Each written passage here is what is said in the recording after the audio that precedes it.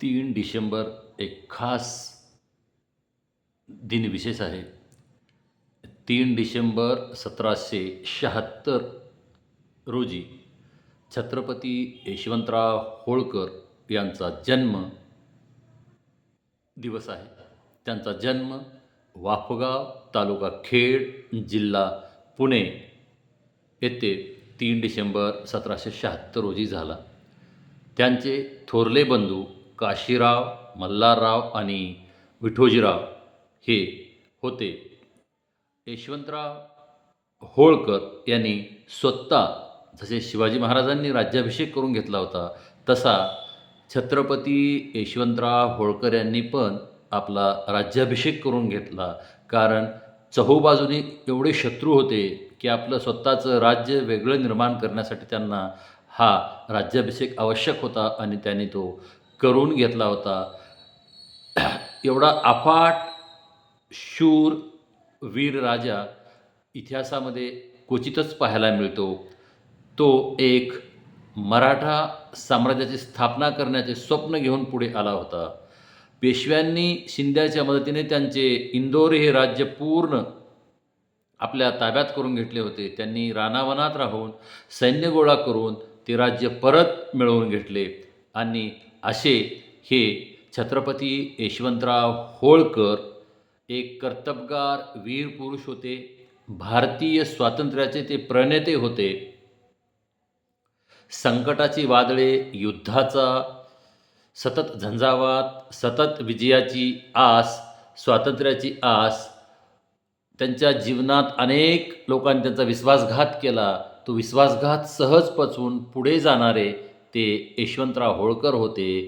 अफाट नेतृत्व क्षमता, पराकोटीची युद्ध कौशल्य, नितांत दुर्दम्य आशावाद, शत्रूची क्रूरता असे सर्वगुण संपन्न असणारे छत्रपती यशवंतराव होळकर हे ज्यांचा राज्यावर सूर्य कधी मावळत नव्हता अशा इंग्रजांना सळो की पळो करून सोडणारे, त्यांच्यासोबत 18 वेळेस युद्ध केले, एकही युद्ध न हारणारे असे एकमेवादित्य चक्रवर्ती महाराज यशवंतराव होळकर होते. मध्य प्रदेशातील इंदोर येथे त्यांनी राज्याभिषेक करून मराठा साम्राज्याची स्थापना केली आणि ते पहिले सम्राट यशवंतराव होळकर होते.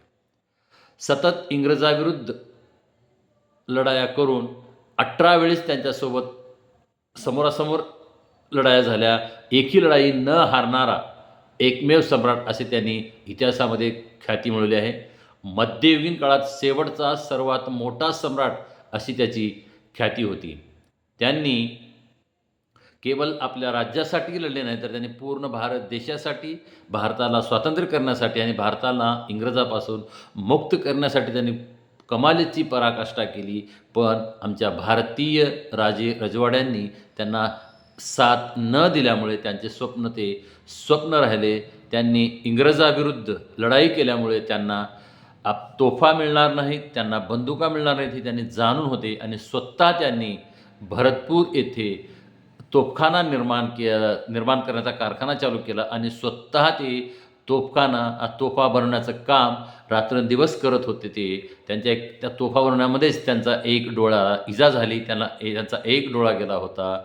त्यांनी असे युद्ध केले, अफाट युद्ध केले. त्यांची पत्नी पेशव्यांच्या नजरकैदेत पुण्यामध्ये होती आणि तिथंच त्यांना त्यांची कन्यारत्न झाले होते भीमाबाई होळकर.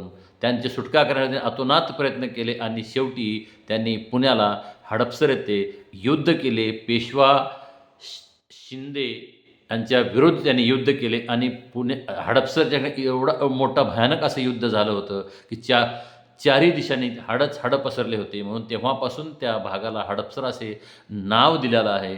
आपल्या पत्नीला आणि आपल्या लेक भीमाबाईला सोडून आणून त्यांनी आपल्या राज्यात त्यांना स्थान दिलं. असे शूर प्रतापी शूरवीर राजा छत्रपती यशवंतराव होळकर यांच्या जयंतीनिमित्त त्यांना त्रिवार अभिवादन करून मी थांबतो.